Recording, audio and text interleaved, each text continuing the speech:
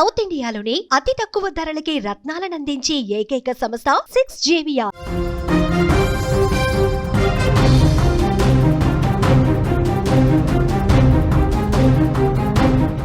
తుని ఘటన నిందితుడు నారాయణ కొడుకు సంచలనమైనటువంటి వ్యాఖ్యలు చేశాడు.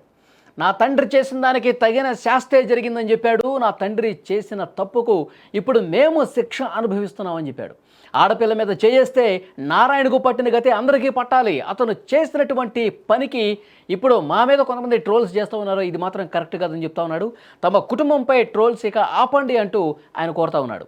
మనందరికీ తెలుసు, రాష్ట్ర వ్యాప్తంగా కూడా తీవ్ర సంచలనమైంది. తునిలో ఒక బాలికకు సంబంధించి నారాయణ తాత వయసున్నటువంటి నారాయణ మనవరాలు వయసున్నటువంటి ఆ బాలికతో చేసినటువంటి ఆ దారుణ ఘటన మొత్తం రాష్ట్రం మొత్తం ఒక అగ్నిగోళంలాగా ఈ వార్త అనేది వ్యాపించినటువంటి పరిస్థితి. ఎందుకంటే ఇలాంటి వాళ్ళు సమాజంలో ఉండకూడదని చెప్పి ప్రతి ఒక్కరూ కూడా గొంతెత్తినటువంటి పరిస్థితి. ఆ తర్వాత అతనికి స్థానికులు, కుటుంబ సభ్యులు దేశశుద్ధి చేయడం, తర్వాత పోలీసులు అరెస్ట్ చేయడం, తర్వాత కోర్టుకు తీసుకెళ్తున్న క్రమంలో అతను చెరువులో దూకేసి సూసైడ్ చేసుకున్న పరిస్థితి. కాబట్టి ఆ స్థానిక చెరువులో అతని మృతదేహం లభ్యం అయిన తర్వాత అతని మరణ వార్త విన్న తర్వాత కుటుంబ సభ్యులు కొంత కన్నీరు పెట్టుకున్నారు.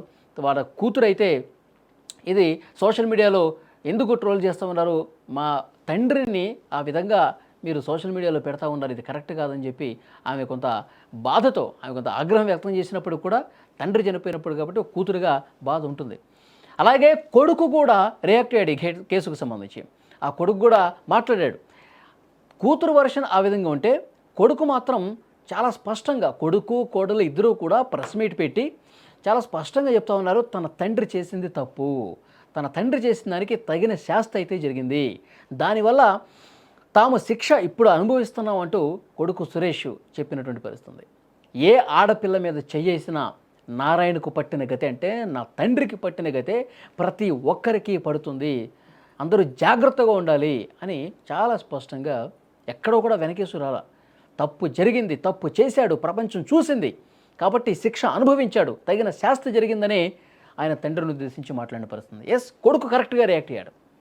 కొడుకు చాలా క్లియర్గా చెప్పాడు ఒక మాట, ఆడపిల్ల మీద రాష్ట్రంలో ఎవ్వడు చెయ్యేసినా ఇదే గతి పడుతుందని కూడా చాలా స్పష్టంగా తండ్రిని ఉద్దేశించి కూడా మాట్లాడిన పరిస్థితి. కాబట్టి రాష్ట్రంలో ఇలాంటి దుర్మార్గులు ఎవరైతే ఉన్నారో నారాయణ లాంటి వాళ్ళు, సో వాళ్ళకి ఏ గతి పడుతుంది, ఎంత సీరియస్గా యాక్షన్స్ ఉంటాయి ఈ ప్రభుత్వంలో అన్నది కూడా చాలా స్పష్టంగా. ఎందుకంటే పోక్సో యాక్ట్ పెట్టేశారు, మళ్ళీ బెయిల్ రాదనమాట. మైనర్ బాలిక మీద ఈ విధంగా చేస్తే ఇంత దారుణంగా శిక్షలు ఉంటాయి, ప్రపంచం ఇంత దారుణంగా వాళ్ళని చూస్తుంది, నీచంగా చూస్తుంది అన్న విషయం వాళ్ళకి తెలిసి రావాలి. ఇప్పుడు నారాయణ ఘటన ఒక ఉదాహరణగా నిలిచింది. ఎవడన్నా సరే ఒక అమ్మాయి మీద చెయ్యి వేయాలంటే గజగజ వణికిపోవాల్సిన పరిస్థితి వస్తుంది. దుష్టుల ఆట కట్టిస్తామని చెప్పి ఈ ప్రభుత్వం కూడా చాలా స్పష్టంగా పోక్సో యాక్ట్ పెట్టి చూపించింది. ఇప్పుడు ఈ కేసులో కొడుకు కోడలు చాలా క్లియర్గా స్పందించారు.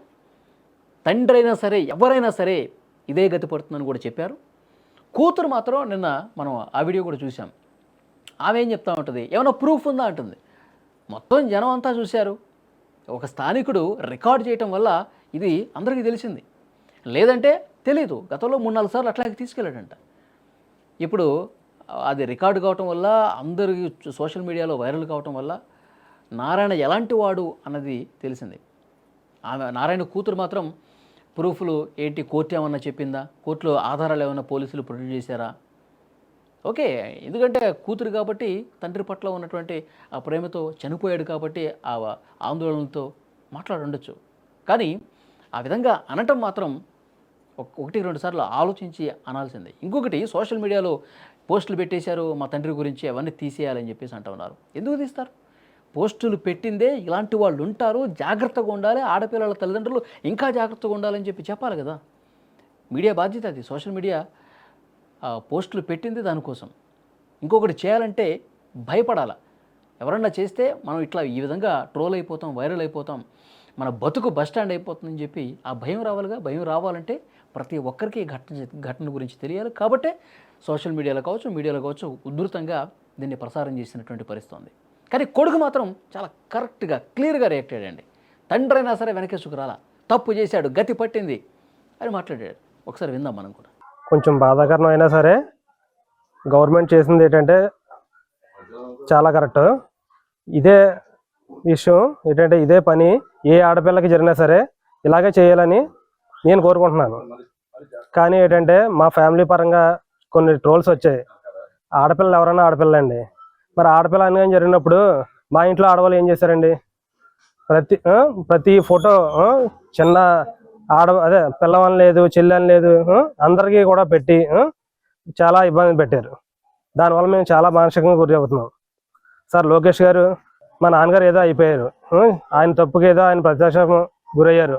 కానీ మరి మా ఆడవాళ్ళు కూడా సేమ్ అదే పరిస్థితి ఎదురైతే అండి ఈ ట్రోల్స్ వల్ల దీనికి ఎవరు బాధ్యులు అవుతారు సార్? మరి మీరు వాళ్ళపైన కఠిన చర్య తీసుకుంటారా లేదండి? మాకు కావాలి సార్, వాళ్ళ మీద మీరు చర్య తీసుకోవాలని మేము డిమాండ్ చేస్తున్నాం సార్. ప్రతి ఒక్క ఆడపిల్ల లైఫ్ లోనూ కూడా ఇలాంటి ఎదవలు ఎవరో ఒకరు ఉంటారు. అలాంటప్పుడు వాళ్ళందరికీ కూడా ఎదురెళ్లాలని నేను కోరుకుంటున్నాను. ఇదే ప్రతి ఒక్క విషయంలో ఆడపిల్ల జోలికి ర్యాగింగ్ చేసిన, ఒక ఆడపిల్ల మీద చెయ్యేసిన ప్రతి ఒక్కడికి ఇదే జరగాలని చెప్పేసి నేను మనస్ఫూర్తిగా కోరుకుంటున్నాను సార్. నాకు ఈ ఒక్క న్యాయం చేయండి. నా ఫ్యామిలీని రోడ్డుకి లాగేశారు సార్. నా చిన్న పిల్లలతో పాటు మమ్మల్ని ట్రోల్ చేస్తూనే ఉన్నారు. ఆ వీడియోలు పెట్టిన వాళ్ళ మీద, మా మీద ఎవరైతే దుష్ప్రచారాలు చేస్తున్నారో ప్రతి ఒక్కరి మీద కూడా మీరు కఠినమైన చర్యలు తీసుకుంటారని నేను మిమ్మల్ని బ్రతులాడుతున్నాను సార్. ఒకవేళ మేము స్క్రోల్ చేసి ప్రతి ఒక్కరికి చెప్తున్నాను, నా వీడియో కానీ నా పిల్లల వీడియో కానీ బయటకు వచ్చిందా నేను అసలు మర్యాదగా ఊరుకోని. నేను ఇది రిక్వెస్ట్ పెట్టుకునేది ఏంటంటే, నేను మన సుపీరియర్స్ పైన చంద్రబాబు నాయుడు గారికి, పవన్ కళ్యాణ్ గారికి, మా నాన్న లోకేష్ అన్న గారికి మాత్రం నా విన్నపాన్ని నేను విలపించుకుంటున్నాను అంతవరకునే.